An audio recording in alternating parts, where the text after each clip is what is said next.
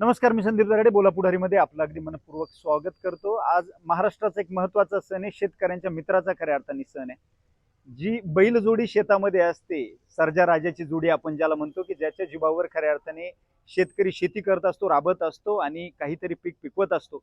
तर आज तो एक महत्त्वाचा सण आहे महाराष्ट्रात आणि राज्यामध्ये आज दुसऱ्या बाजूला जर्सी गायींच्या गोऱ्यांचा प्रश्न अतिशय महत्त्वाचा बनलाय। रोज आंदोलन होत आहे, मोर्चे होत आहे। श्रीरामपूरला तर तहसील कार्यालयामध्ये 50 जर्सीचे गोरे सोडण्याचं काम काही शेतकऱ्यांनी काल परवा केलंय। आम्ही बोलापुढारीच्या माध्यमातून हा विषय उचलत असताना काही जर्सीचे गोरे 3 गोरे स्वतः घेऊन आलो, त्यांना मागचे 15-20 दिवस झाले सांभाळतोय आणि इथे माझ्या पाठीमागे ते गोरे आहेत, काही शेतकरी माझ्यासोबत आहेत बोलण्यासाठी। तर आज हा बैल पोळा साजरा करत असताना त्या गोऱ्यांना आम्ही सजवलंय, त्यांना गळ्यामध्ये काही बांधलंय, घुंगरं बांधले, रंग दिलेला आहे आणि हा एक वेगळ्या पद्धतीचा खऱ्या अर्थाने बैल पोळा आम्ही साजरा करण्याचा प्रयत्न करतोय। माझ्यासोबत काही शेतकरी आहेत, ते आपले गोरे पण इथं आहेत, तुम्हाला सगळ्यांना ते दाखवायचे जे आम्ही सांभाळतोय मागचे 15-20 दिवस झाले। चला ह्या शेतकऱ्यांसोबत आपण इथं बोलूया।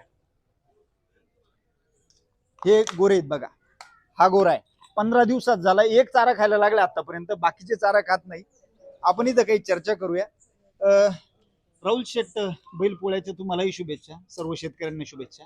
हा एक वेगळ्या पद्धतीचा सण आहे, आज हे गोरे सांभाळतोय आणि महाराष्ट्रात एक वेगळा प्रश्न निर्माण झालाय बघा, जर्सीचे गोरे लोक एक दिवसाचा असतानाच रस्त्यावर सोडताय, काय बोलाल? हे अतिशय चुकीचं आहे, कारण का रस्त्यावर गोरे सोडायचे, कारण का गोरे हे परवडत नाही शेतकऱ्यांना। बरोबर। परंतु शेतकऱ्यांना आज हा पोळा सण हा शेतकऱ्यांचा आणि बैलांचा, कारण का पूर्वीच्या काळी बैलांशिवाय शेती होतच नव्हती आणि म्हणून आज या ठिकाणी पोळ्याचा सण आहे आणि तुम्ही अतिशय चांगला उपक्रम घेतलाय का पोळ्याच्या दिवशी का होईना या छोट्याशा बैलांना या ठिकाणी तुम्ही महिन्यापासून सांभाळताय, परंतु याची दखल कोणीतरी घेतली पाहिजे।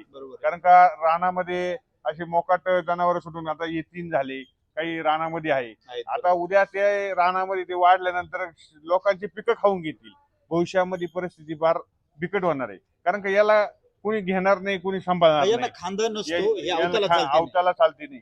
कारण का उद्या म्हणजे रानडुकरांची जशी काही काळ आपल्या गावामध्ये परिस्थिती होती का, ते डुकर आल्यानंतर आपल्या भागामध्ये पाण्याच्या टाकीजवळ इथं काही पीक येतच नसायची, तशीच भविष्यामध्ये एक दोन वर्षाच्या काळामध्ये शेती करून सुद्धा शेतकऱ्याला आहे ना त्याचं पीक हातात येणार नाही, कारण हे मोंटी म्हणजे काही ठेवणारच नाही। म्हणून शासनाने याची दखल घेतली पाहिजे आणि बैल पोळ्याच्या सर्व शेतकऱ्यांना माझ्या वतीनं हार्दिक हार्दिक शुभेच्छा।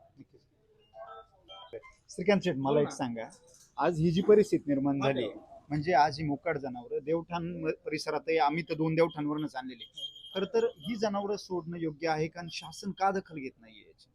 खर तर मी प्रथमतः आज अतिशय सर्व शेतकऱ्यांचा जो आज सण आहे बैलपोळा, या बैलपोळ्याच्या सणाच्या निमित्ताने सर्व शेतकऱ्यांना शुभेच्छा देतो। आणि खरं तर या ठिकाणी संदीप शेठ, तुम्ही जे आज जे गोरे आहेत या ठिकाणी जे अंतुले आहेत, मी बघितलं या ठिकाणची जी परिस्थिती, शासनाने जो निर्णय घेतला तो अतिशय चुकीचा आहे। शासनाने खऱ्या अर्थानं दखल घेतली पाहिजे, या ठिकाणी गोशाळा काढल्या पाहिजे। इतरत्र खरं तर हे एक दिवसाला जन्माला आलेलं हा जो गोरा आहे, हे शेतकरी रस्त्यावरती किंवा रानात सोडून देतात आणि परिस्थिती अशी झाली की त्यांना कुत्रे हल्ले करतात किंवा इतर तरस खातात आणि त्याचा वास आपण जेव्हा रस्त्यावरनं जातो तेव्हा अतिशय भयानक वास त्या परिस्थितीचा येत असतो। खरं तर शासनाने याच्यावरती चांगले उपक्रम काढले पाहिजे।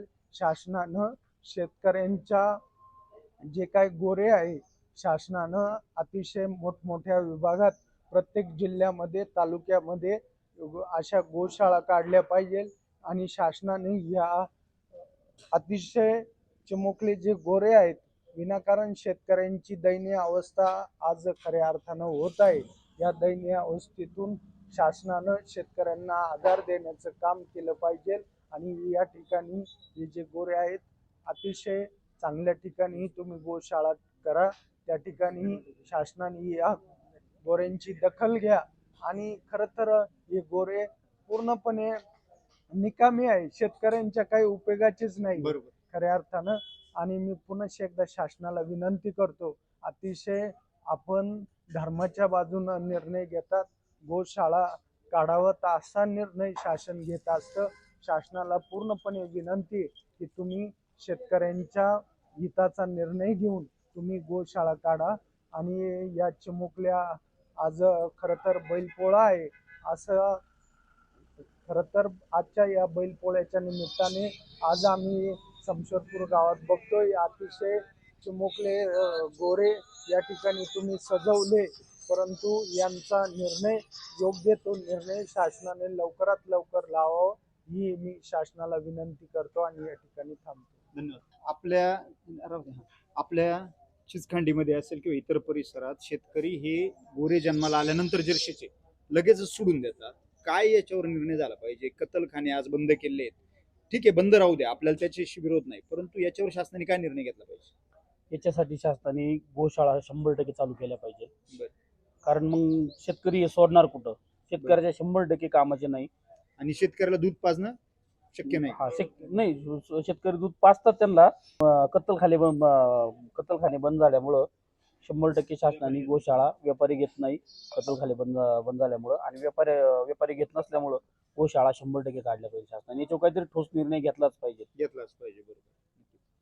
तर हा सगळा विषय आहे. ह्या सगळ्या माझ्या शेतकरी बांधवांनी खरं तर इथं हा विषय मांडलेला आहे. अत्यंत सत्य परिस्थिती. राज्यभरात आज हजारोंच्या संख्येने हे जे जर्सी गाईचे गोरे आहेत ते रस्त्यावर, जंगलात, पाण्याच्या बाजूला कुठेतरी सोडले जातात. याला बिबट्या तोंड लावित नाही तर याला काही प्रमाणात खातात. परंतु या चिमुकल्या जीवांना ज्यावेळी आपण रस्त्याने कुठेतरी फिरताना बघतो, भुकेने व्याकुळ झाले असतात, त्यांना दुधाशिवाय ते 1 महिना जगू शकत नाही, 1 महिन्याने चारा खायला लागतात. या परिस्थितीत खऱ्या अर्थाने शेतकऱ्यालाही कुठेतरी ट्रोल केलं जाते, परंतु शेतकऱ्याची परिस्थिती समजून घेणं गरजेचं आहे. कारण दुधाला एकतर बाजारभाव नाही, खाद्याची किमती वाढलेल्या आहेत आणि अशा परिस्थितीमध्ये राज्यभरात भेसळ होत असताना हे गोरे सांभाळणं शेतकऱ्याला शक्य नाही. आज बैलपोळ्याच्या निमित्ताने मी शासनाला विनंती करतो, या आमच्या शेतकरी बांधवांनी विनंती केली आहे की आपण लवकरात लवकर निर्णय घ्यावा. हे आंदोलन रोज तीव्र होत आहेत, आपण याच्यावर निर्णय घ्यावा. गोशाळा उभ्या कराव्यात, चाऱ्याची व्यवस्था करावी, दुधाची व्यवस्था करावी. या विषयावर शासनाने कुठलं तरी बजेट निर्माण करून आधार देण्याचं काम करावं. या निमित्तानं या गोऱ्यांकडनं जर्शीच्या गोऱ्यांकडनं राज्याचे मुख्यमंत्री देवेंद्र फडणवीस, उपमुख्यमंत्री एकनाथ शिंदे, दुसरे उपमुख्यमंत्री अजित पवार, तालुक्याचे आमदार किरण लहामटे, संगमनेरचे आमदार अमोल खताळ आणि पालकमंत्री राधाकृष्ण विखे पाटील यांना या गोऱ्यांकडनं मी बैलपोळ्याची शुभेच्छा देतो. आपल्याला थोड्याफार सद्भावना जर असतील, या बैलांच्या किमती किंवा तुम्हाला त्यांच्या भावना कळत असतील, तर आपण यावर लवकरात निर्णय घ्यावा आणि आपण याच्यावर काहीतरी व्यक्त व्हावं अशी तुम्हाला सगळ्यांना पुन्हा एकदा विनंती करतो. तुम्हा सगळ्यांना बैलपोळ्याच्या शुभेच्छा देतो आणि थांबतो. धन्यवाद. रामकृष्ण.